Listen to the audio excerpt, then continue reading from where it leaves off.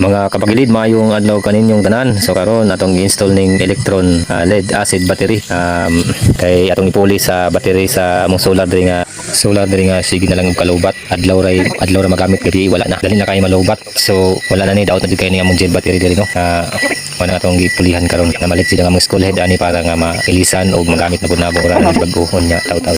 Sa matagbaga na niya isa ka litro ka man atong tubig atong gitistiran. So 12 volts ang iyang actual charge niya. Kanila itong ipulihan ni mga kuan siya.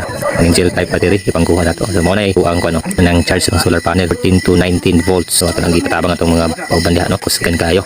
Pag magtanggal ato nang gitaod ni ato ang duha ka electron lead acid battery. Pwedeng kusugan magpiti-piti pud na mga kabakilid na mga rinti kay direct current pa man wala pa man ni agi sa inverter. Tuwa nang gibitangan ng mga terminal volts o terminal clips bitawagan na. Pwede kay install. Kung na may mga solar diha sa inyong eskwelahan nga ani, ilisin na niyo battery para magamit niyo dayon. So ayo na pagdugay-dugay. Plus wala pa na daw ang yung inverter controller para nga bilisin niyo na ang gamit tiran. So 12 volts ang iyahang charge mga kabakilid no. Ang pagkaroon gabi na kaayo wala jud na lobat. Salamat kay sa inyong pagtan-aw. Maayong adlaw o God bless kaninyong tanan.